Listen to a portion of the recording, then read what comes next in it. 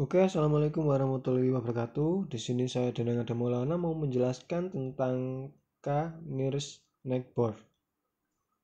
Oke, langsung saja untuk pengertian apa itu algoritma K-nearest neckboard. Nah, algoritma K-nearest neckboard adalah algoritma supervised learning di mana hasil dari instan yang baru diklasifikasikan berdasarkan mayoritas dari kategori K, tangga terdekat. Tujuan dari algoritma ini adalah untuk mengklasifikasikan objek baru berdasarkan atribut dan sampel-sampel dari training data. Algoritma K-nearest neckboard ini menggunakan neighborhood classification sebagai nilai prediksi dari nilai intens yang baru. Langsung saja untuk contoh kasus, misalnya ada sebuah rumah yang berada tepat di tengah perbatasan antara kota Bandung dan Kabupaten Bandung, sehingga pemerintah kesulitan untuk menentukan apakah rumah tersebut termasuk ke dalam wilayah kota Bandung atau Kabupaten Bandung. Kita bisa menentukannya dengan menggunakan algoritma KNN, yaitu dengan melibatkan jarak antara rumah tersebut dengan rumah-rumah yang ada di sekitarnya atau tetangganya. Pertama, kita harus menentukan jumlah tetangga yang akan kita perhitungkan, ataukah misalnya kita tentukan 3 tetangga terdekat, K sama dengan 3. Yang kedua, hitung jarak setiap tetangga terhadap rumah tersebut, lalu urutkan hasilnya berdasarkan jarak mulai dari yang terkecil ke yang terbesar. Dan yang ketiga, ambil 3K tetangga yang paling dekat, lalu kita lihat masing-masing dari tetangga tersebut apakah termasuk ke dalam wilayah kota atau kabupaten. Nah, di sini ada 2 kemungkinan.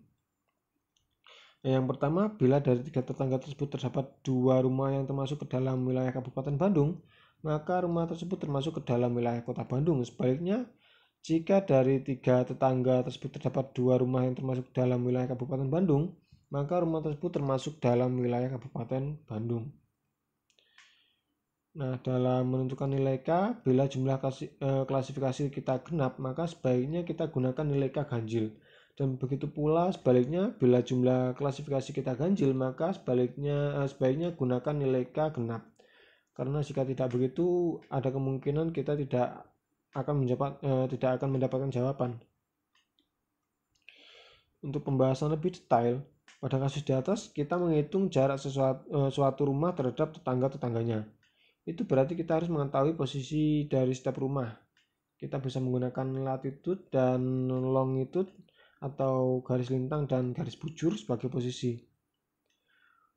Nah, untuk mempermudah pemahaman, saya akan coba menggunakan data yang nilainya sederhana. Data yang akan digunakan adalah seperti ini.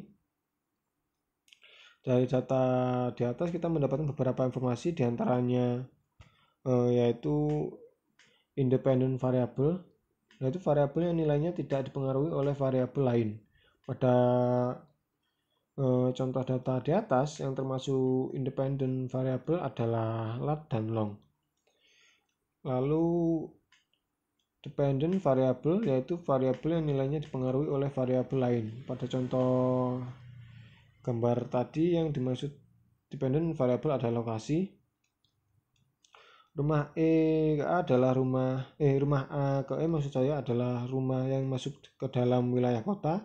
Rumah F sampai J adalah rumah yang masuk ke dalam wilayah kabupaten, dan rumah X adalah rumah yang akan kita prediksi menggunakan algoritma KNN.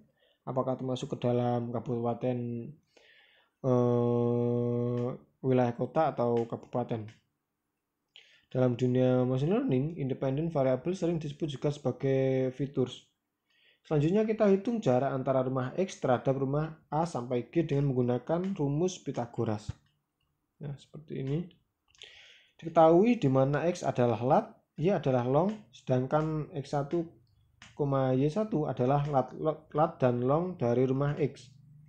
Dan X2, Y2 adalah lat dan long dari masing-masing tetangga. Setelah dihitung, selanjutnya adalah urutkan jarak tersebut dari yang paling kecil ke yang paling besar. Nah, hasilnya adalah seperti ini.